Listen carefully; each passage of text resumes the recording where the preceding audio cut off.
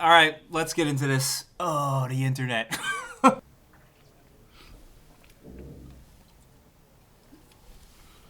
The first part of this video will be spoiler free. I'll let you guys know when I go into spoilers just in case. But I will say confidently that I like it. I do. I like The Last Jedi. Sorry. Now, I'm not sorry at all, actually, because Star Wars is my one thing. It's like my one favorite thing. Sorry, but this is the one thing like no one will change my mind on. I like The Last Jedi.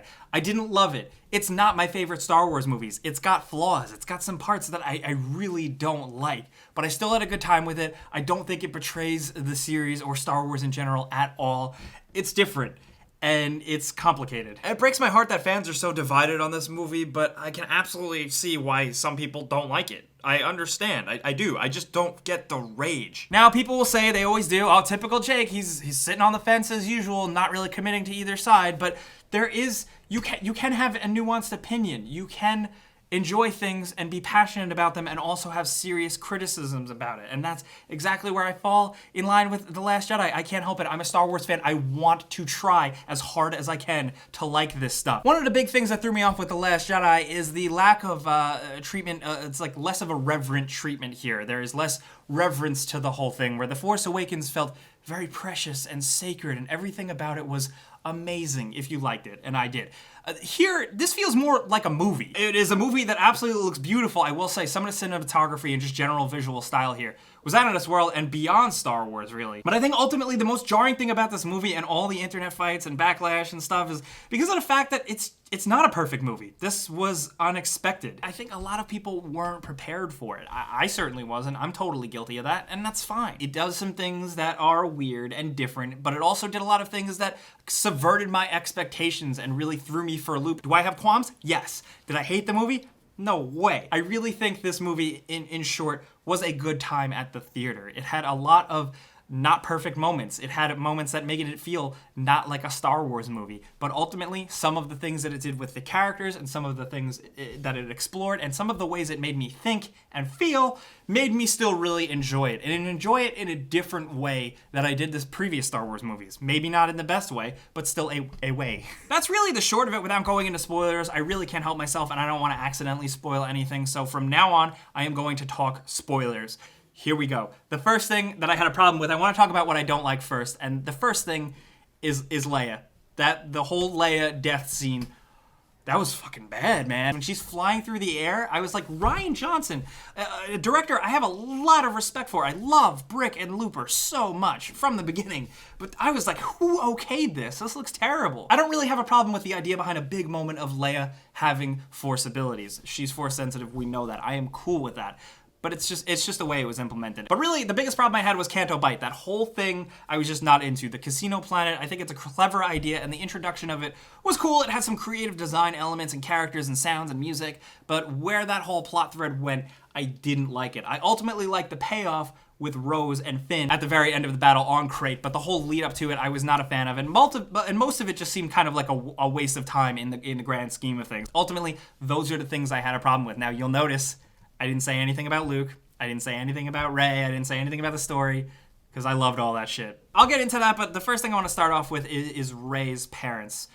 In terms of subverting the audience's expectations and saying, fuck your fan theories. Surprise, this is it. I like that a lot. I didn't expect that from a Star Wars movie, but it jived with me. It also hits kind of a personal note because I really don't know who one of my biological parents are, and I've kind of always had this weird, mysterious origin story about me that I don't know. And ultimately, it doesn't matter to my day-to-day life, and here we have Rey, this person that we all attach these important things to. She had to be connected to something, right?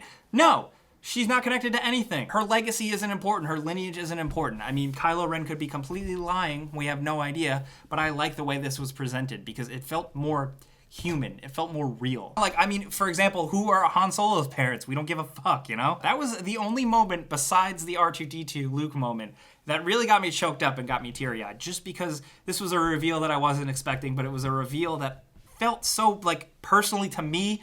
It's just a good circumstance, but I don't know. I really, really liked what they did with it. And Laura Dern, my God, I didn't expect her to still be a babe. Also, can we talk about how anti-C-3PO the whole movie was? You know, as him being my favorite droid, I was really offended at how much this movie, every time he spoke up, they were like, fuck you, C-3PO. I understand that he's the butt of jokes where he's annoying, and I get it, but every single time he spoke up, people just shit all over him, and I don't think that's fair. Now, something I was a big fan of, and I was very surprised, because this could have went either way, but when we got to see Yoda, first of all, we get to see Yoda, and he's a puppet. He's a real puppet. They recreated the original Frank Oz puppet and brought Frank Oz in and got that real, genuine Yoda, the quirky, kind of weird, goofy, but still wise Yoda. And he had some great lines talking about the Jedi text and essentially burning it down for Luke before Luke could even get to it, because he's very much embracing, yes, the past does have to die. Yoda gets it. I think Yoda gets it better than Luke or anyone else in the movie did. But Snoke is another one that's really dividing people, and it's another element of the movie I really loved. First of all, we get to see him a lot, and he's kind of an asshole. You can tell he's not all-knowing. He's a bit of an asshole. You could tell he's totally a manipulator to the best degree, and then they kill him. On the one hand, I kind of have a problem with Rian Johnson literally burning down every single fucking thing that The Force Awakens set up. Like, oh my god, it's kind of awkward, and now J.J. Abrams is gonna come back and direct Episode 9. But on the other hand, in terms of, again, subverting audience expectations, I did not expect that at all. I expected him to become this Emperor Palpatine that had some weird secret origin, and at the end of the day, he was just some asshole. And honestly, that's how life is. I love that so much. I didn't expect to say that or have that realization with a Star Wars movie. And here we are. Yeah, with Snoke being so powerful, he may not actually be that powerful. Yeah, he could do the parlor tricks of moving people around with the Force, but he's not smart enough to see that far into the future. And honestly, in the Star Wars universe, and as it stands right now, there should be people out there who are leaning towards the dark side and can use the Force, but aren't really Sith. Not everything is as you think it is, and not everyone is the person you think they are. It's really, and it goes with Luke as well, it's like a don't meet your heroes type of thing. You prop these people up on something, and then they're not that great. And honestly, with Snoke being kind of just a shitty, crappy asshole, you also kind of feel more bad for Kylo Ren in a way, because you see how clearly he was manipulated. The fact that we can see how much this guy sucks, and Kylo initially couldn't,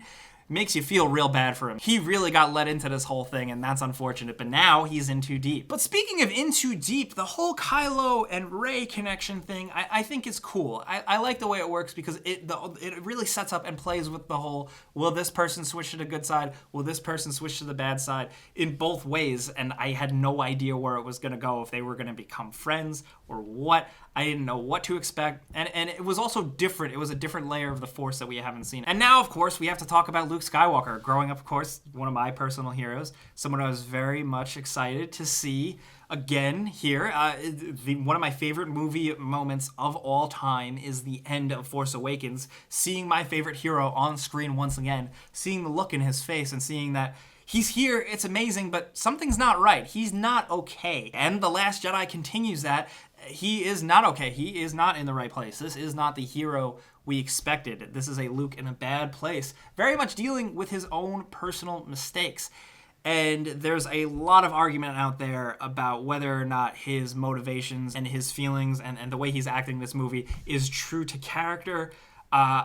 For me, I accepted this. Watching it naturally, I accepted that this was the Luke. Mark Hamill is fantastic. He portrayed Luke exactly that. He still comes off as Luke completely, just older. But he also comes off as a deeper and more conflicted Luke that has issues. And honestly, Luke has always had issues. We haven't seen a movie with Luke where he hasn't either been whiny and annoying or very conflicted, or both conflicted and whiny and annoying. And here, he's still conflicted. So while people want to prop up the heroic Luke that will stop at nothing to save his friends, on the other hand, I see a Luke that is still very much having a lot to learn, and he did not maybe learn it until the very end of the movie when it was all too late. Honestly, what I see here is a very sad Luke who stuck to his guns, and sticking to your guns in this case really kind of sucks. I went into the movie expecting Rey to come and convince him to go back into battle and save everyone, and then it's awesome. And she does, but not really. So he does do this selfless act in essentially reigniting a rebellion and becoming a symbol and giving the resistance time to escape, while also still sticking to his guns, saying he would die on that island. He would live with his mistakes. And it goes back to what I was saying before. Don't meet your heroes. Luke is a perfect example for that. This is a Luke. This is real life, man.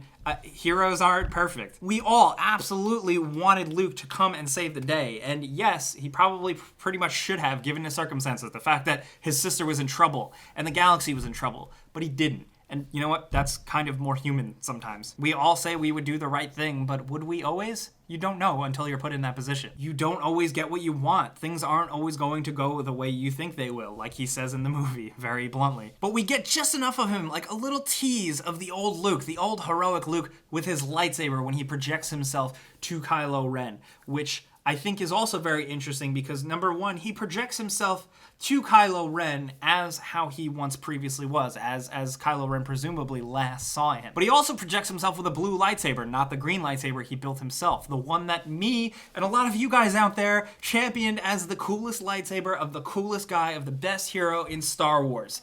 Luke himself could not even bring himself to project himself with the green lightsaber because the last thing he did with the green lightsaber was technically kind of horrible. Luke made a grave mistake. He rushed to judgment and he did the wrong thing like he had done previously in his life, but this is the biggest offense. And that hurts. It probably hurt a lot of people who were angry and petitioning about this movie online, but it also hurt me as someone who owns a Force FX lightsaber of Luke's green lightsaber, seen here, that now I took it out of the box the other day and I couldn't even turn it on because there's so much now pain and imagery behind this lightsaber that, you know, it sucks. But the fact that it makes me feel that strong and it made me think about a fucking plastic toy lightsaber that I have, that's Star Wars, man. I don't know. And that goes with the end message too, which I thought was really kind of awkwardly done and heavy-handed, but I still appreciate the message that anyone out there can be a fighter. Anyone can be inspired by Luke Skywalker, like me and you. His last act was good enough to really reignite the flame. And also, anyone out there can be a Jedi, just like how we thought was the case with the original 3 movies. Not just by those stupid midichlorians put in place by seemingly just the full of shit Jedi Council, just bureaucratic bullshit, which this movie kind of does tear down the whole Jedi argument, and I think it does strengthen some of the prequel inadequacies by the Jedi Council. I was really into that. And the Luke that we get to see, the Luke that he projects himself as, is essentially the vision of Luke that the audience wanted to see, that I wanted to see. Luke in his prime, older, dressed kind of how he used to dress, looking badass and ready to fight. We only got a glimpse of it, but that like cool move he did where he essentially fought with a lightsaber but also used the Force to move his body at the same time. I was blown away by that. That was something I haven't seen a Jedi do. So at least at the end, with Luke having his one big final moment, we realize just how powerful he is because he projects himself across the fucking galaxy with the Force. And that was great. They cut back to him on Ahch-To, or however you pronounce it, and he's just sitting there meditating, and you're like, fuck, he did it. Like, he had his one moment to save them the best he could. It was the most powerful thing he's ever done. He is pretty much the most powerful Jedi alive, while also abandoning the Jedi and abandoning the Force and ultimately giving his life to save his friends. Now, in my mind, though, I never really imagined Luke to be that old where he would just die of something like that. I do think it was a little bit of a waste. I kind of wish they didn't kill him because it was just kind of like, oh, man, okay. But I don't think it was like the most unsatisfying end. I thought it was a fairly fitting end. I liked the song. I liked him looking out on the horizon once again as he started his adventure, cape flapping in the wind like a badass, and then he disappears like any good Jedi would. So ultimately, I'm left with a movie that filled me with a lot of like self-reflection, like, yes, life sucks, don't meet your heroes. Doing the right thing sometimes still isn't enough. Being a good person sometimes does not make you perfect at all. There are shitty assholes out there that will try to manipulate you. Sometimes grandmas can fly through space like Superman. And ultimately, with the future of Star Wars essentially never ending and going on forever, there are going to be Star Wars movies that you don't like, or there are going to be Star Wars movies that aren't perfect. And that's life, I guess. But at the end of the day, I had a good time at the movies, even though I felt very conflicted after I walked out.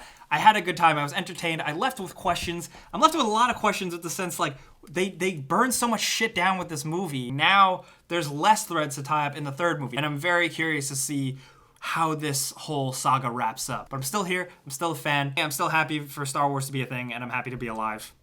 Thank you guys for sticking around for a very long-winded and rambly video. I still have a lot more to say, but I couldn't drag this video out any longer. I also am looking forward to seeing what you guys say in the comments. You can't convince me otherwise, but I'm still looking forward to a conversation. But you guys know the deal. You can find me on Twitter, Facebook, and Instagram at Jake Baldino, and you can subscribe because video games.